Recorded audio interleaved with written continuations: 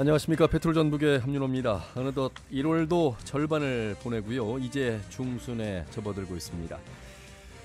이맘때쯤이면 새해가 시작되면서 다짐했던 계획들 다시 한번 돌아보게 되죠. 작든 크든 바라는 꿈을 향해 달리실 텐데 이분들은 마음이 더 분주하실 것 같습니다. 바로 각 지역 자치단체장들입니다. 저마다 새해 계획들을 밝히면서 야심차게 문을 열었는데 저희 페트롤전북은 오늘부터 각 지역 단체장들과 진행한 신년 대담 내용을 전해드립니다. 오늘 그 첫 번째 시간으로 사과와 한우의 고장 장수군정 전반을 살펴보겠습니다. 저를 도와서 함께해 주실 패널 먼저 소개해드리겠습니다. 전북일보 이경재 논설위원 어서 오십시오. 네, 안녕하십니까. 네, 그리고 장수 군정을 이끌고 있는 장영수 군수님 어서 오십시오. 안녕하십니까. 예, 두 분도 인사 나누시죠. 안녕하세요. 네, 반갑습니다. 예. 새해 복 많이 받으세요. 네, 군수님 먼저 청취자와 장수 군민들에게 새해 인사부터 좀 해주시죠. 장수 군민 여러분 그리고 전라북도 도민 여러분 새해 복 많이 받으십시오.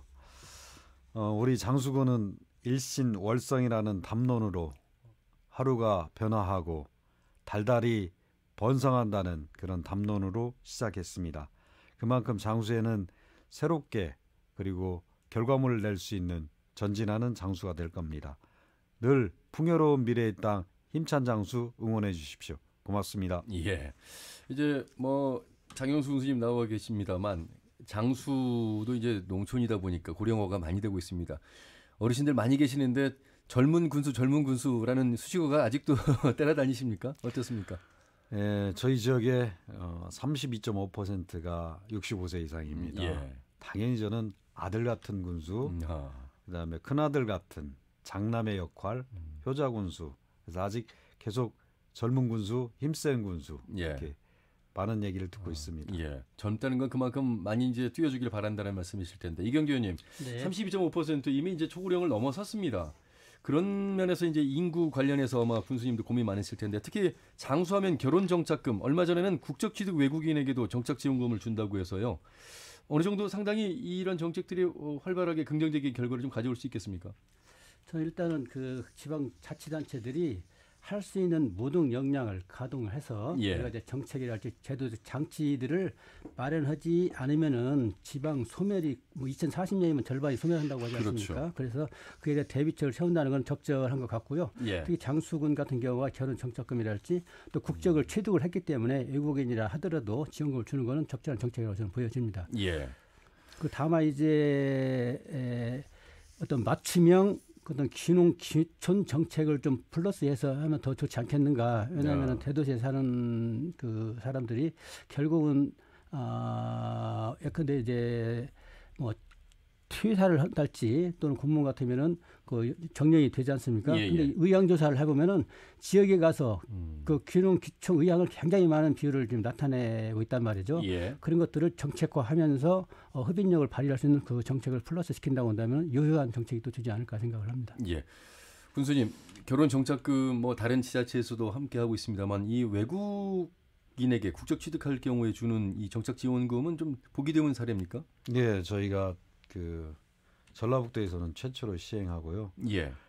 저희 장수군이 다문화 가정이 많습니다. 그리고 국적을 취득해야 되고 안정적으로 삶을 살아가야 되는 그 다문화 여성들에게 보다 군민으로서 국적을 취득하고 전라북도 도민과 장수 군민이 되도록 지원을 해주는 정책입니다. 그러면 국적을 취득을 하면 외국인에게 지원금을 얼마나 줍니까? 그 가정에 300만 원 정도를 지원해 줍니다. 그리고 저희가 다른 서비스가 하나 있는데요.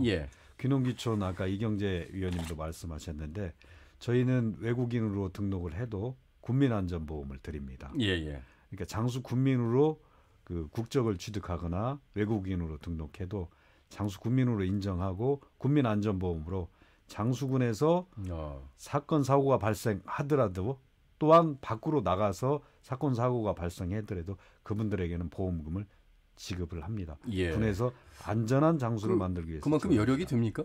예, 저희한테는 인구가 작은 만큼 국민들에게 서비스할 수 있는 능력이 됩니다. 예산은 충분히 감안해서 그런 정책을 펼칠 걸로 보여지고요. 다만 일부에서 너무나 어떤 그 포퓰리즘적 정책 아니냐 일부 비판이 있을 것 같은데 어떻습니까?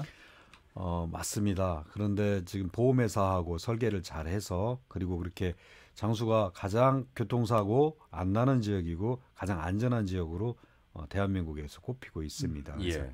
보험회사에서도 그걸 중점으로 이렇게 큰 돈이 들어가지는 않습니다. 예. 장수군이 인구가 지금 2만 3천 명대 정도 예, 되죠? 2만 3천 명입니다. 예. 역시 귀농귀촌 하시는 분들이 굉장히 귀한 분들이실 텐데 예. 최근에 나온 기사를 보면 이제 장수로 이주해서 사는 분들이 어린이집 폐원 문제로 상당히 이제 뉴스화가 됐습니다. 군수님으로서도 참 안타깝게 생각하실 부분인 것 같아서요. 예, 그 소식을 접하면서 어떤 대책을 좀 세우고 계실 것 같은데. 어린이집 문제는 그 교사가 월급을 받고 운영할 수 있는 기초를 예. 국가에서 11명으로 지원 제도를 해놨습니다. 예. 저희가 지금 주민복지 차원에서 어린이집을 하나이라도 장수군에서 있는 아이면 끌어가야 되는데 국가에서 80%의 예산을 지원해주고 예. 어린이집 허가 사항을 갖고 있기 때문에 이 제도를 완화시키고 그리고 아이 하나를 키우는데 보다 더 큰 힘을 쓸 수 있도록 제도 개선부터 필요하다고 봅니다. 제도 개선이 되기 전까지는 그러면 이 폐원은 뭐 자동적인 자연적인 수순으로 그렇지 않습니다. 저희는 지금 전국 최초로 지역 주민들과 공청회를 했습니다. 예. 제가 아까 이경재 의원님 말씀하신 대로 포퓰리즘이나 돈을 주민복지 예산을 쓰는데 예.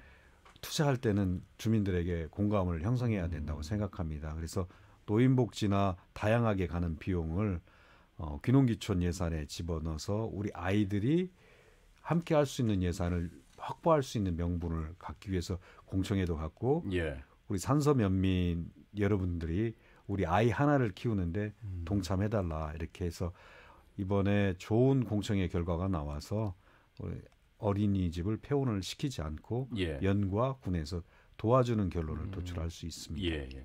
이경재 의원님, 장수에 이제 보건의료원이 있지 않습니까? 예. 요즘 입원 환자 받지 못하고 있는 현실로 나오고 있어서요. 이 관련해서도 좀 질문을 해주시죠.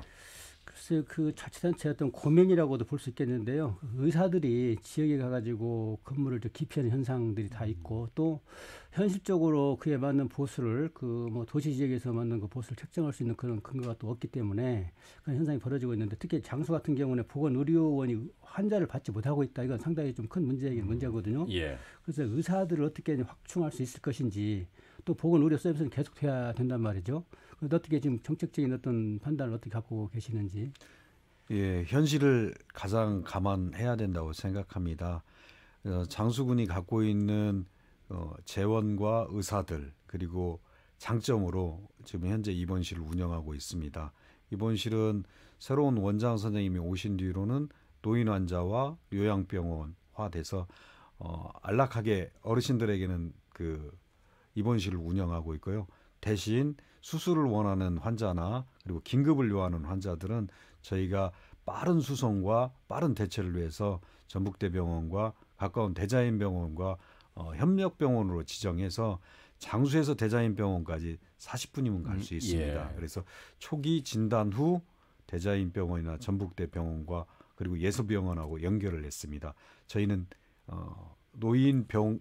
우리 국민의 안전을 위해서 실질적인 의료 체계를 갖추고자 수송 체계를 강화했습니다. 그리고 국민들에게는 대상포진이랄지 이런 접종, 예방 보건 접종에 훨씬 힘을 거두고 있기 때문에 저희 지역에 없는 산부인과나 이런 부분에 있어서는 굳이 군수로서 산부인과를 만들겠다는 것보다는 빠른 시일 내에 분만을 잘할 수 있는 병원과 연결하고 산부인과를 그 달달이 갈 수 있게끔 저희가 그 진찰 비용이나 차량 운영 비용을 또 지원하고 있습니다. 새로운 대책으로 모자라는 부분을 채워나가고 있습니다. 그 공공의료 서비스에 차질이 없도록 제도적인 장치를 이제 강구를 하셨는데 뭐 그 후에 효과는 어떻습니까? 반응은? 저희 지역에 지금 현재 아주 그 의료 보호랄지 치매 관련 센터랄지 이런 부분에 노인성 질환 환자들은 많이 찾아와서 아주 좋고요. 예. 그다음에 예방 접종은 대상포진 1차 접종이 거의 끝났습니다. 한 4, 5년 뒤면은 다 끝날 것 같습니다. 그리고 저희가 지금 갖추지 않았던 부분에 대해서는 큰 병원과 연계이기 때문에 지금은 주민들이 제가 민선 7기 출발할 때는 의료에 대해서 불만이 많았는데 지금은 거의 사라졌습니다. 네, 다행입니다. 자, 전주시가 이제 특례시가 되겠다고 많은 발걸음을 하고 있습니다만 여러 한계에 부딪히고 있습니다. 아울러서 이제 군 단위에서도 이제 특례군 도입을 추진하겠다고 밝혔는데 장수군도 이제 바로 그 대상에 포함이 됐는데 지금 진행 상황입니까? 아니면 멈춘 겁니까? 진행 상황입니다. 장수군을 포함해 그 전국에 있는 지자체가 소멸리기에 있는 지자체가 모여서 특례군으로 지정하기 위한 특별법 제정을 위해서 함께 뛰고 있습니다.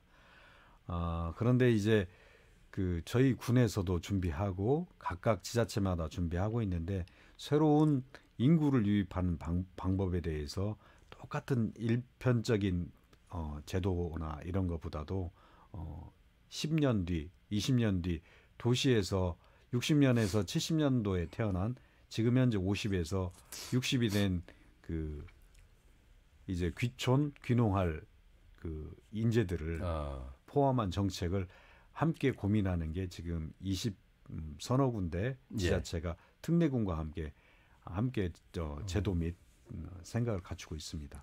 특례군이 도입되면 어떤 점이 좋아지는 겁니까? 일단 군이 안정됩니다. 저희 장수군의 면적이 서울시 면적과 같습니다. 도시 사람들은 2만 3천 뭐 이렇게밖에 안 되는데 그냥 인구도 아파트통 하나 정도인데 다 모아놓고 행정 서비스하면 되는 거 아니냐. 하지만 대한민국 국토를 관리해야 되고 그리고 산을 관리해야 되고 그리고 농업을 관리해야 되고 우리 장수 같은 경우에는 사과의 주산지 아닙니까?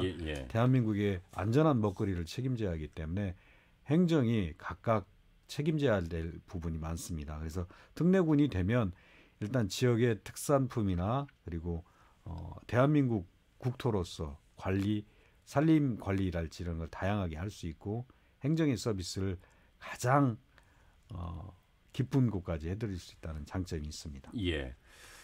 이경규 의원님. 특례군이 지정이 되면 좋겠죠. 여러 가지 장점들이 많이 있기 때문에. 근데 특례시 지정을 하면서 추가로 또 특례군 지정을 전국에서 너도나도 요청을 하고 있기 때문에 지금 특례시 특례군이 한 20여 군데 요청을 한 걸로 지금 듣고 있거든요.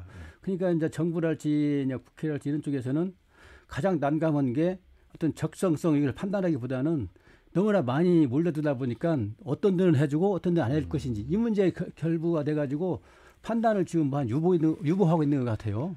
그 인구 소멸 지역이라고 국가에서 얘기하지만 자기 지역에서 정책적으로 인구 소멸을 방어하고 할 수 있는 그 정책을 개발하고 그다음에 그 군이 자생적으로 살 수 있는 그런 예산이 필요한 겁니다. 지금까지 지방자치를 하면서 도를 거치거나 국가에서 일률적으로 내려주는 귀농귀촌 정책, 다문화 정책, 다양한 정책을 주고 있지만 아까 말씀드린 교육 정책도 주었지만 장수군에 꼭 필요한 교육, 귀농, 귀촌 그리고 살림을 가꾸는 문제는 군에서 이렇게 작은 군에서는 자기 지역에 맞게끔 할 수 있게끔 예산에 반영이 필요해서 특례군 지정을 원하고 요구하고 있는 것입니다. 네, 맞습니다. 이제 전주시가 그 특례시 지정하면서 자기 논리를 이제 개발을 했거든요. 그래서 설득력도 갖고 그러는데 아마 특례군 역시 장수군도 자기 논리를 좀 차별화된 그런 개발에서 계속 요청을 해야 될 것 같습니다. 예.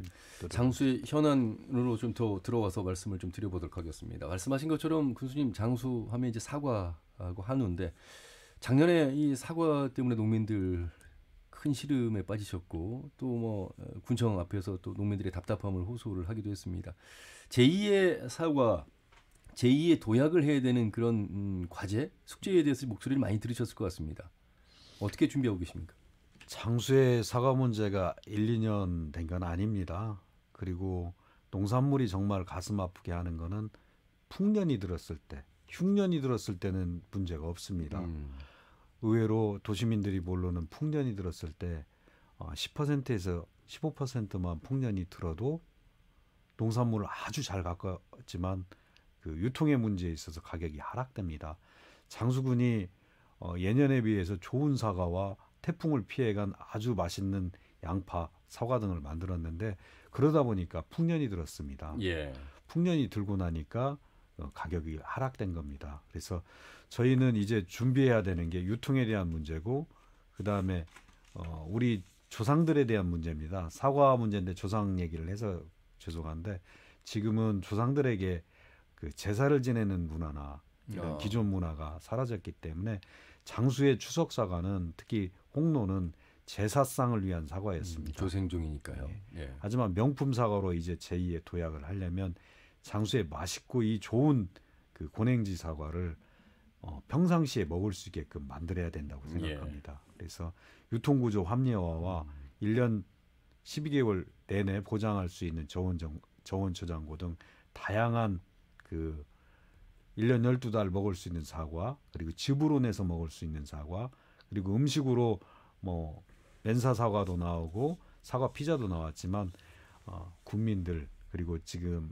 자라는 아이들에게 사과가 좋다는 건 다 아는데 잘 먹일 수 있는 사과, 이런 사과에 대한 대책을 세우고 있습니다. 특히 풍년이 들었을 때 그 제사상에 올리지 못하는 사과를 보조개 사과나 그 한입 사과라는 이름으로 외국처럼 들고 다니면서 식사 대용으로 먹을 수 있는 사과를 저희가 개발해서 내놓으려고 하고 있습니다. 장수는 사과로 성공한 자치단체로 이미 이제 정평이 나 있죠. 그런데 작년 같은 경우에는 뭐 극단적인 선택을 해서 좀 안타까움도 있었고 그러는데 예를 들어 낙과랄지 또는 그 조생종이랄지 그 판매 수요가 좀 어긋나는 그런 것들을 커버할 수 있는 게 가공이라고 저는 생각을 해요. 그래서 작년에도 그런 아마 숙제를 던져줬던 것 같은데 사실 농가 소득의 가장 중요한 부분이 판매하고 유통이란 말이죠. 그래서 태풍이 왔던 어떤 그 뭐 홍수가 출하 같은 홍수 출하를 하든 그래서 그걸 좀 놓아두고 저장하고 또 그걸 다른 어떤 품질 개선해가지고 가공을 해서 이런 장치들이 주어진다고 한다면은 아무리 여건이 안 좋다 하더라도 끄떡없이 견딜 수 있는 그런 장치들이 될 것 같은데 제가 이제 궁금한 거는 가공 시설을 얼마나 확충해가지고 그 능력을 소화할 수 있는 능력이 어느 정도가 되는 건지 장수 전체를 놓고 볼 때 그게 지금 궁금하거든요. 모든 상품에 대해서는 원가 전략이 가장 중요하거든요. 올해는 저희가 사과 박스부터 장수군에 있는 박스 공장에다 그 MOU를 체결해서 박스부터 지원을 해줍니다. 두 번째로 저희가 직접 행정해서 사과를 즙을 만들 수는 없습니다.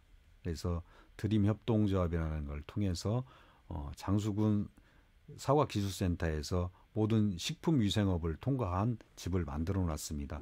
이 즙을 그 52개 그 건강원이나 이런 데에서 식품법을 통과해서 만들 수 있게끔 지원해 주는 게 가장 낙과나 그리고 홍수 출하했을 때에 대한 대비라고 생각하고 그다음에 사과 브랜드에 대한 홍보 다양하게 장수 사과는 명품 사과지만 꼭 추석 때 먹는 게 아니고 1년 12달을 먹는 거다. 그리고 사과가 얼마나 건강에 좋은 거에 대해서 주력하고자 합니다. 알겠습니다.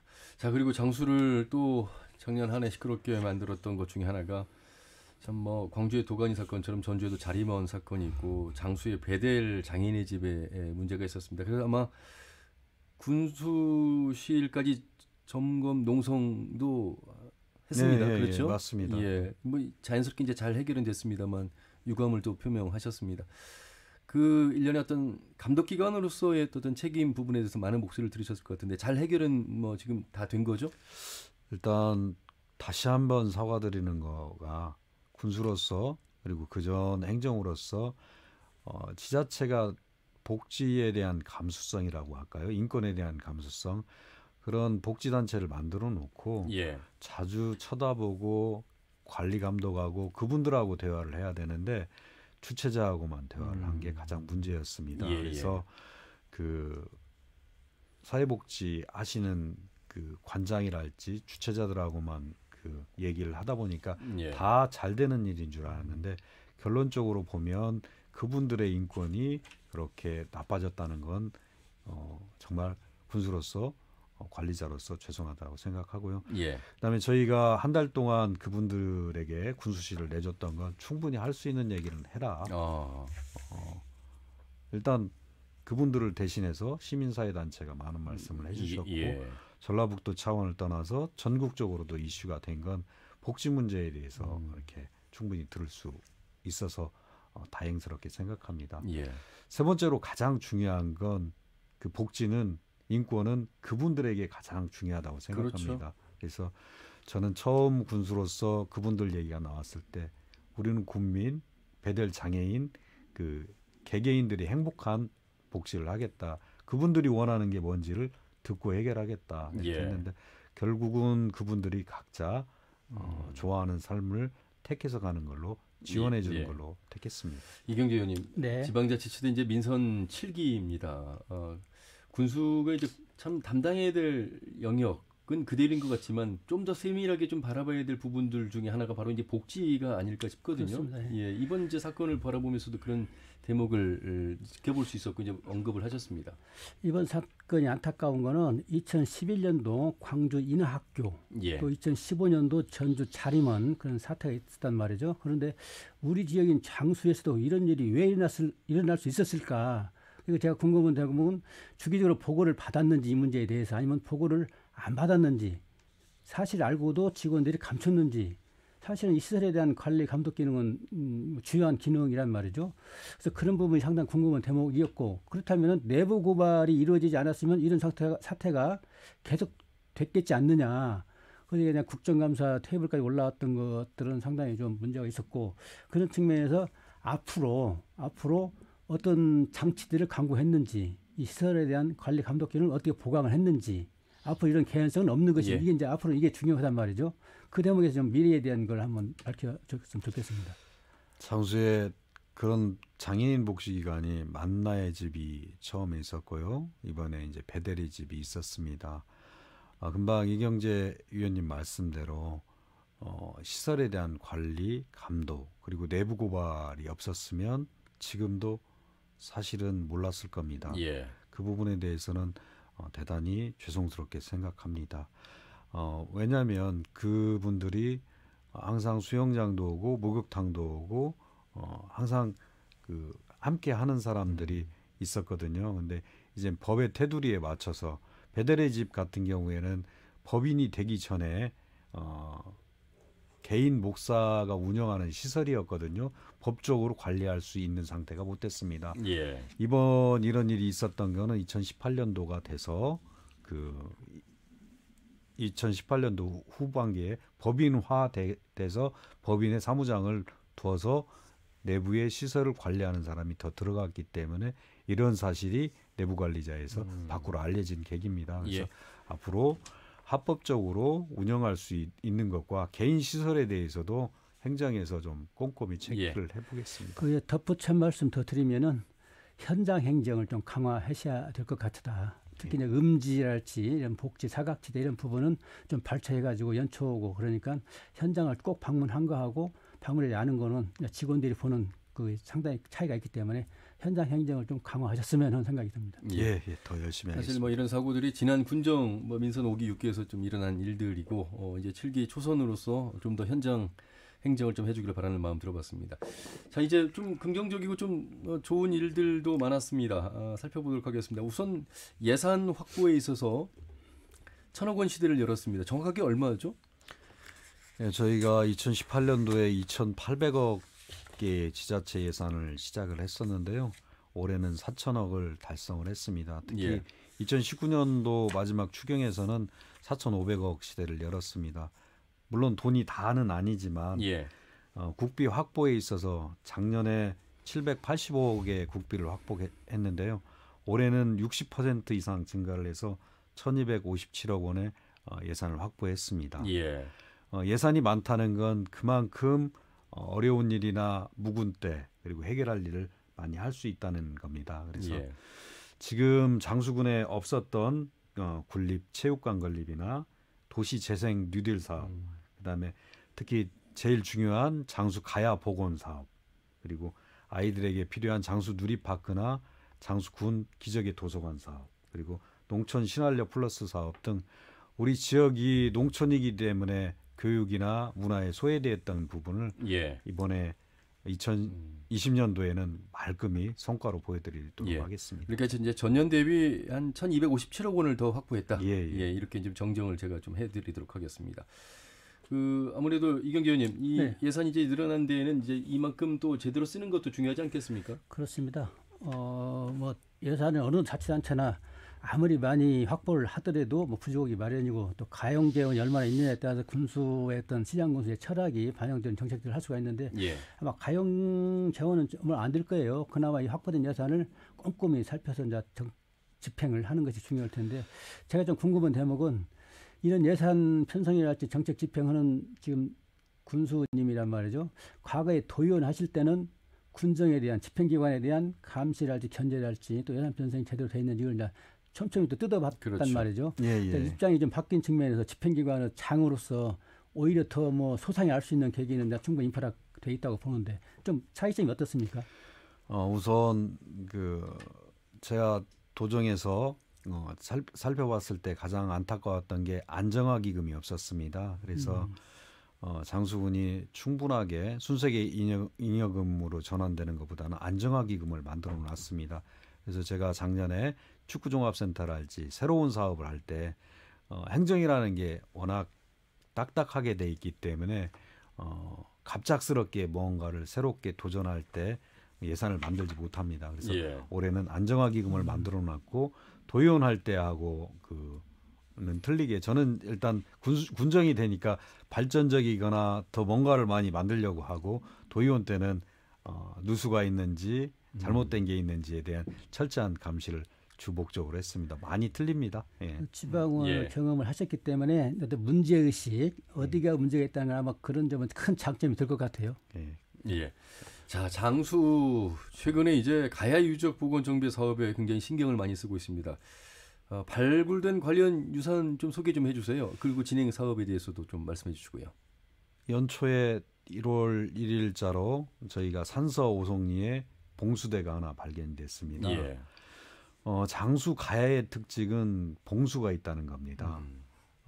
왕국을 만들 때 전쟁 국가였다는 부분이 산악지형이기 때문에 21개의 지금까지 봉수에서 엊그저께 나온 것까지 하면 22개 봉수가 있었다는 것은 대단한 백제하고 신라하고 경쟁, 특히 백제하고 경쟁에서 유리한 지형을 가지고 있었다는 게 나타나고요. 그 유리한 지형을 이용해서 4개의 산성이 있었고 제철 유적지가 63개나 있었습니다. 그러니까 백제는 청동기를 쓸 때 우리 가야는 철기를 썼던 우수 강력한 군대를 갖고 있었고 그러나 군대와 물자가 적으니까 봉수와 산성이 필요했던 그런 역사를 가지고 있었습니다. 가야 홍보관도 지금 개관했죠? 예, 장수 전라북도 최초로 가야 홍보관을 작년에 개관을 했고요. 또한 장수가 국가 사적 유적지로 지정이 됐습니다. 고분군이 지금 현재 4개의 고분군이 있는데 그 또한 지금 고분군으로 가야 유적지를 승인 받으려고 준비 중에 있습니다. 이경규 의원님, 뭐 국가 사적 550% 지정이 되면서 예산 확보도 수탄하게 됐고 또 앞으로도 계속 잘 될 것 같아요. 그래서 2023년까지 120억의 사업비를 들여가지고 여러 가지 이제 복원이랄지 정비복원 할 텐데 저는 올해가 참 중요하다고 봐요. 왜냐하면 이 그림을 어떻게 그려 나갈 것인지. 유적 발굴에서 나온 걸 보면은 동북아 물류였던 허브 거점으로 지금 자리매김을 하고 있단 말이죠. 중국제 뭐 청자가 발견될지 또 동남아시아에서 만들어 유행했던 그런 뭐 오색옥 그런 것도 이제 오색옥이 출토가 되고 그래서 물류 거점에 중요한 기능을 한 지역이 아닌가 가야가 특히 그걸 장수지역에서 발견이 됐다는 것은 또 위상을 좀 크게 높인 그런 대목이고 그렇기 때문에 이런 것들을 좀 스케일을 좀 크게 해가지고 장수는 물론이고 전라북도의 어떤 뭐랄까 명품 어떤 유적 하는 거 또 박물관 같은 거 장기적으로 생각을 해봐야 되고 홍보관도 저는 좀 가서 봤는데 좀 규모가 좀 적지 않은가 생각이 들더라고요. 그래서 좀 스케일 좀 크게 장기적으로 설계를 했으면은 욕심이 있어서 일단 가야 홍보관은 그 유적이 아직 나오지 않았기 때문에 가장 작게 시작을 했고요. 지금 장계 지역에 고분군이 발견되면 그쪽에 그 현지에다가 유물 박물관을 질 예정입니다. 그리고 저희가 큰 프로젝트는 아이언 로드를 준비하고 있습니다. 저희 철이 넘어가는 길이 60령을 넘어서 일본까지 넘어갔다는 게 일본 사기에 기록이 돼 있습니다. 중국과 금강을 통해서 배로 우리 지난 그 용담댐을 통해서 장수까지 왔던 백길이 있습니다. 예. 그게 바로 중국과 내륙과에 통했던 아이언로드라고 하면 저희가 철을 메고 가는 기간이 60년 그 대가야 쪽으로 넘어가서 김해까지 가는 길이 또 다른 아이언로드가 있습니다. 그래서 저는 가야의 역사, 철의 역사가 그 일본까지 넘어가는 이 철의 역사가 아이언로드를 증명해서 동북아시아에서 가야가 철의 왕국이었다는 걸 증명해서 보여드리고 싶습니다. 알겠습니다. 두 가지 정도 질문 드리고 이제 마무리를 해야 될 것 같은데 역시 뭐 노인 인구가 32.5% 많은 이제 비중을 차지하고 있습니다. 그런 면에서 이제 뭐 10분 중에 1분 정도가 치매에 이제 걸리고 있다라는 이제 통계 결과도 있고 그래서 노인 복지 서비스 아마 가장 또 심의를 기울일 것 같습니다. 어떻게 좀 펼치고 계시는지요? 네, 노인 복지 부분은 아까 그 서두에 말씀드렸듯이 효도하는 군수 되겠다. 그래서 저희가 치매 안심센터를 만들고 그리고 2021년까지는 장수군에 맞는 요양병원을 만들 겁니다. 대부분 그 치매 안심센터에 나와서 가족들이 가장 힘든 게 요양병원이 시골에 없다 보니까 도시로 보냅니다. 그렇죠. 그러나 너무 크게 짓는 건 또 군비로서 맞지 않아서 저희 장수 의료원에 맞는 그 40개 병실과 함께 연계해서 할 수 있는 요양병원을 2021년까지 만들어서 죽음에 대한 복지 여기에 대해서 준비하도록 하겠고요. 지금 현재는 저희 장수군에서 임의용이랄지 그다음에 목욕비 이런 부분을 제공하고 있습니다. 특히 뭐냐면 어른들에게 자신감을 심어줘야 된다고 생각합니다. 그래서 한 달에 한 번은 목욕을 하시고 한 달에 한 번은 임의용을 해서 시장에 나와서 함께 할 수 있는 복지에 중점을 뒀고요. 그 복지를 실현하기 위해서는 오지마을에 행복홀 버스랄지 행복홀 택시랄지 자주 5일에 한 번은 그 어머님 아버님들이 시장에 나와서 담소를 나눠야 되고 가장 큰 복지 중에 하나는 장수군이 다른 지역보다 좋은 건 65세 이상 어르신들에게는 어떤 일자리든지 지금 만들어드리고 있습니다. 그래서 노인 일자리 부분은 당신께서 움직일 수 있는 일이면 맞춤형으로 만들어드리고 있습니다. 이용재 의원님. 네, 그 청년 정책은 뭐 각 정당도 그렇고 선거철을 맞이해서 청년 정책이 이제 법률처럼 나올 것 같기도 하고, 근데 각 자치단체도 마찬가지 아니겠습니까? 장수군 같은 데서는 청년들과 함께하는 간담회를 열었다고 들었어요. 그래서 뭐 30여 명이 참석하고 여러 가지 이야기를 했을 것 같은데 청년 인구를 붙잡는 것도 노인 정책 못지않게 중요하다고 보여지거든요. 그렇죠. 그런데 구상을 좀 있으면 듣고 싶습니다. 장수는 다들 의외라고 생각하시는데 전라북도에서 잡센터를 먼저 만들었습니다. 로컬 잡센터. 로컬 잡센터를 먼저 만드는 게 지역에 사는 청년들에게 일자리를 주어야 된다. 그다음에 두 번째로 청년 쇼핑몰을 청년들에게 맡겼습니다. 그러니까 청년들이 모임을 해서 청년들이 쇼핑몰을 운영해서 어르신들이 갖고 있는 사과랄지 다양한 농산물을 팔 수 있는 유통구조의 개선을 지원해주고 있습니다.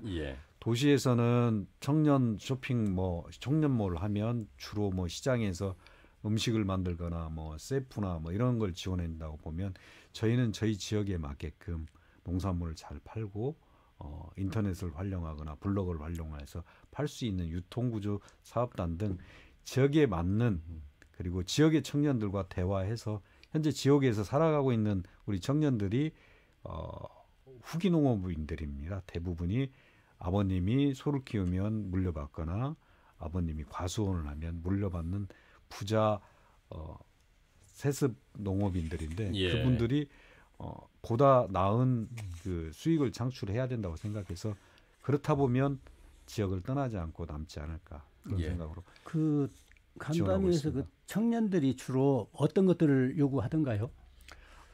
본인들이 개인 유튜버랄지 그다음에 개인 쇼핑몰이랄지 운영할 수 있는 공간과 그다음에 교육 그리고 장소 그다음에 저희가 곧 그 로컬 푸드 판매장이 젖으면 청년 쇼핑몰에서 자기네들이 만든 도자기나 이런 걸 팔 수 있는 자리 예. 이런 다양한 지원책을 내세워서 그분들이 하고자 하는 거는 적극 반영하기로 했습니다. 예.